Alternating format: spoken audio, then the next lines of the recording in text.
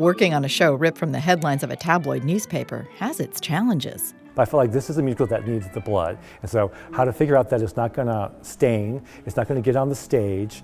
We kill a couple animals, stuffed animals, not real animals. And there's like a suicide and double murders. You know, I wanted the blood. And so that took a long time to figure out. Bat Boy the Musical is indeed bloody. Which is what I wanted. I really wanted it to be bloody but funny. It's bloody funny. That's what it is. It's bloody funny. That's just one of the conundrums contained in Bat Boy the Musical, a wild roller coaster ride of a show. There are times when it's really moving and really emotional, and then there are times that it's just the most ridiculous thing ever, and then there are times when it's a dark comedy but also a satire. Its schizophrenic nature may stem from its source material, the Weekly World News' now infamous cover story about a bat child found in a cave. And they found him, and then he escaped.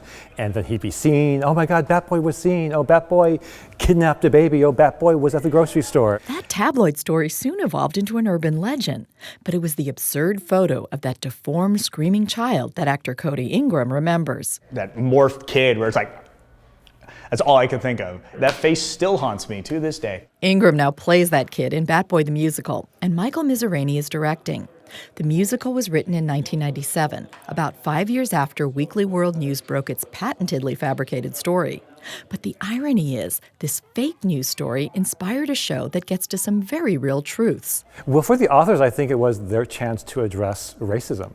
It is a commentary on humanity, and it's a commentary on don't judge a book by its cover, because everyone has something to contribute to society, no matter what their background or where they come from or the color of their skin. So it's also a commentary on racism. The climate now is that people are being targeted because of the color of their skin and how they look. And this is definitely that. Stupid starving freak, Kelly, that's not nice. It's someone who's come over from a different place, a cave, but a different place, an immigrant, and looks a certain way. And even though he's adapted how they speak and how they walk and how they talk and how they act and their ideas, he's still shunned at the end because of how he looks. And I think that's very relevant right now. Bad boy, kill the bad boy, find him, kill him, find him, kill him, find, kill, find, kill, find, kill, find, kill. The play contains gothic horror elements, parodies of Broadway musicals, and allusions to Shakespeare. But the creators of the musical understood that the success of the show would depend on the actors grounding the story by creating real characters. In the first part of the script, it says that this is not a comedy for us as the actors. You're not supposed to play this as a parody. You are supposed to play this as real people. That's an added challenge for Ingram, who plays Edgar, the Bat Boy. He has to run around on all fours with bat ears and fangs and limited vocabulary for much of the first act.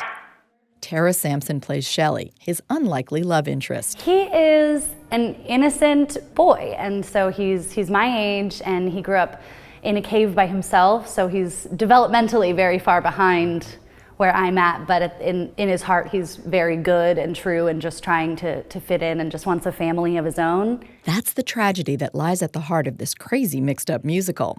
Edgar just desperately wants to fit in. Won't somebody take my hand? Will just one person shake my hand? I get more and more human.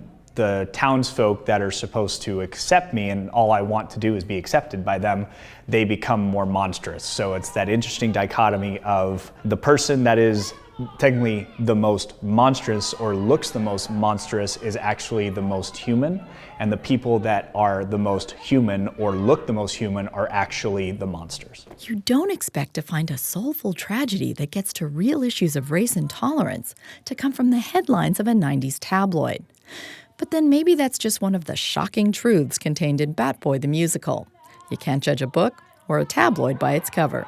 Beth Accomando, KPBS News.